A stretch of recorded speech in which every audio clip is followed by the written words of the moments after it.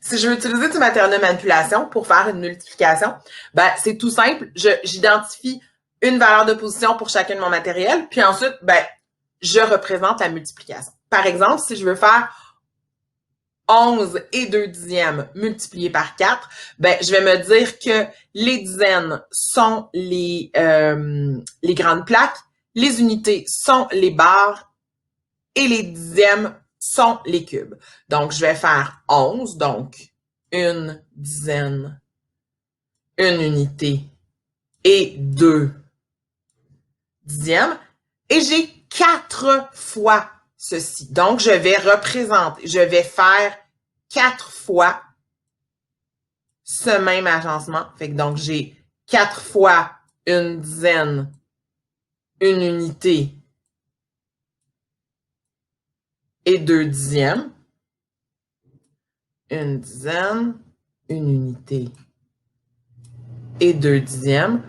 Et je n'ai qu'à les mettre ensemble. Alors, si je compte, j'ai 1, 2, 3, 4, 5, 6, 7, 8 dixièmes, 4 unités et 4 dizaines, ce qui fait que ma réponse est donc de 44 et 8 dixièmes. Alors, comme ça, j'ai rapidement utilisé mon matériel de manipulation pour trouver la réponse à cette multiplication. Pour faire une multiplication d'un nombre décimal par un nombre entier, je peux aussi utiliser de l'argent comme matériel de manipulation. Moi, j'ai associé une valeur de position à chaque billet, chaque pièce. Donc, les dizaines seront les billets de 100, les unités seront les billets de 10, les dixièmes seront les pièces de 1$ et les centièmes seront les pièces de 10 cents.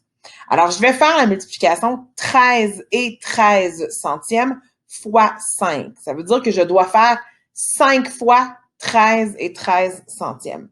Donc, je vais commencer. Alors, je vais faire 13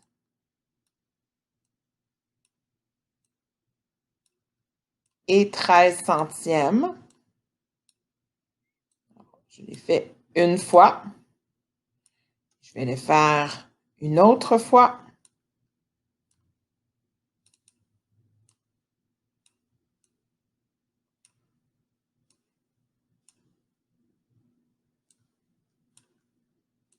Alors, deux fois.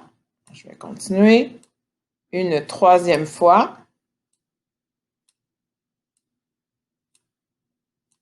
3 unités.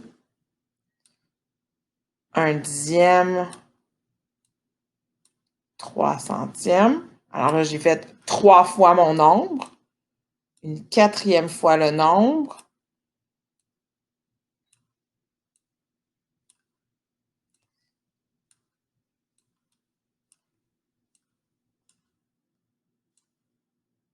Et ensuite, je vais faire une cinquième fois mon nombre. Donc, une dizaine, 3 unités, un dixième, 3 centièmes. Alors là, j'ai bien représenté. J'ai fait 5 fois 13 et 13 centièmes. Il me reste maintenant à les mettre ensemble pour voir combien j'en ai. Alors, je vais compter mes pièces, voir si je peux faire des regroupements et des échanges. Donc, 1, 2, 3, 4, 5, 6, 7, 8, 9, 10 centièmes qui deviennent un dixième. Donc, il me reste 1, 2, 3, 4, 5 centièmes. Ensuite, j'ai 1, 2, 3, 4, 5, 6 dixièmes. Ensuite, je vais additionner, je vais compter mes unités. Donc, 1, 2, 3, 4, 5, 6, 7, 8, 9, 10. Alors, ces 10 unités-là, je les transfère. Oups, j'ai perdu un dixième. Alors, ces 10 unités-là deviennent une dizaine. Et maintenant, je peux compter 1, 2, 3, 4, 5, 6. Donc, si je vois, alors j'ai 6 dizaines, donc 60, plus 5 unités, 65. J'ai ensuite 6 dixièmes et 5 centièmes. Si je mets tout ça ensemble, mon nombre, c'est donc 65 et 65 centièmes, parce que j'ai bien multiplié chaque partie, les dizaines, les unités, les dixièmes et les centièmes, par 5 pour obtenir ma réponse. C'est ce que tu dois faire si toi aussi, tu veux utiliser du matériel de manipulation comme l'argent pour trouver la réponse d'une multiplication d'un nombre décimal par un nombre entier. Une autre façon de faire une multiplication d'un nombre décimal par un nombre entier, c'est d'utiliser un tapis de valeurs de position. Celui-là est interactif, mais tu peux très bien t'en faire un sur une feuille en divisant la feuille en différentes valeurs de position. Alors moi, je veux faire la multiplication suivante, 24 et 4 centièmes multipliés par 4. Alors, je vais représenter mon nombre. Alors, je vais commencer par 24. Donc, je vais faire 2 dizaines et 4 unités.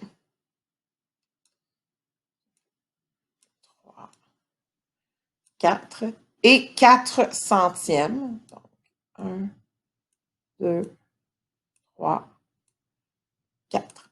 Et ensuite, je vais refaire ceci 4 fois. Donc, j'ai mes 4 centièmes, une fois, deux fois, trois fois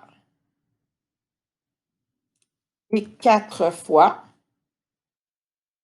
Ensuite, même chose pour mes 4 unités. Une fois, deux fois,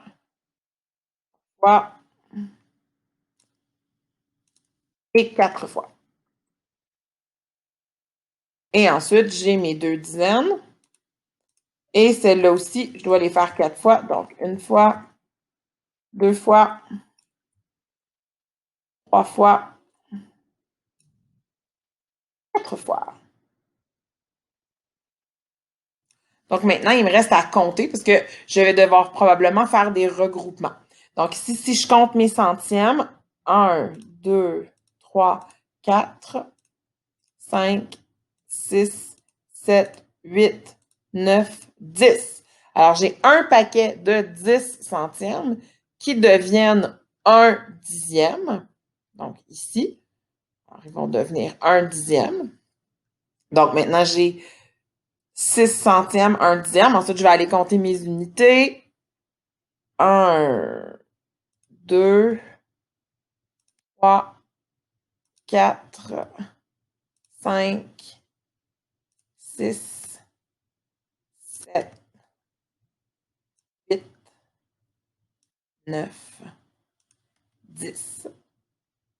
Et là, il me reste 1, 2, 3, 4, 5, 6 unités. Et j'ai 1, 2, 3, 4, 5, 6, 7, 8 dizaines. Donc, je sais que 24 et 4 centièmes multipliés par 4 me donnent 6 dizaines, 6 unités, 1 dixième et 6 centièmes. C'est-à-dire que ça donne 66 et 16 centièmes.